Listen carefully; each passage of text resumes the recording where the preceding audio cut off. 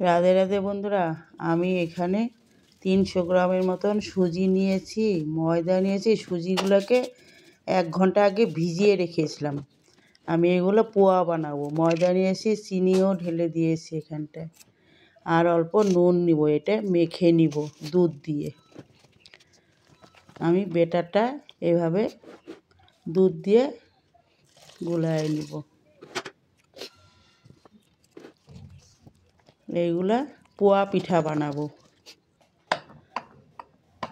আমার বেটারটা হয়ে গিয়েছে, একটু নুনও দিয়েছি। এখন আমি একটু মহুরি ভেজে দিব। পোয়া পিঠার মধ্যে মহুরি দিলে একটু ভালো লাগে খেতে, সেন্টটা খুব সুন্দর আসে। অল্প অল্প মানে একটু লাল হয়ে আসলে আমি নামায়া আধ ভাঙা করে নিব। আমি এটা গুড় দিয়ে বানাবো, গুড়ের মধ্যে ডুবাবো। মানে গুড়টা অল্প গুলায় মানে জাল দিয়ে নিব। ওইটার মধ্যে পোয়া পিঠাগুলো ছেড়ে দেবো। আমি এখানে অল্প একটু চিনি দিয়েছি, আর মিষ্টিটা হবে গুড়েতেই হবে। গুড়ের মধ্যে ডুবাই দেবো। তো আমি পোয়া পিঠাগুলো তেল দিয়েছি, সাদা তেল।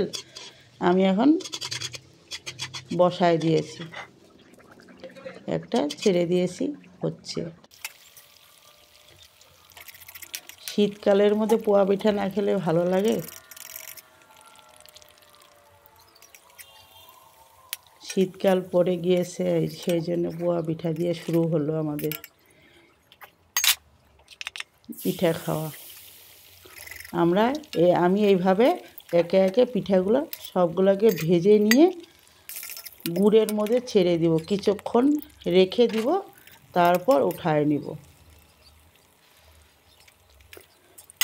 দেখুন বেশ ফুলকো ফুলকো পোয়া পিঠা হচ্ছে। আমি এগুলোকে ডুবায় নিচ্ছি।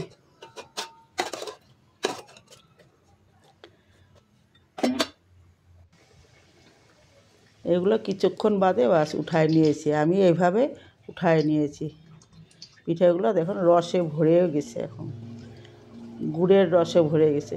অনেকে চিনি দেন, আমি তো গুড় দিয়েছি। একদম নরম তুলতুলে পিঠাগুলো খেতে দুর্দান্ত হয়েছে। এভাবে বানিয়ে খেয়ে নেবেন। ভিডিওটা ভালো লাগলে একটা লাইক দিবেন।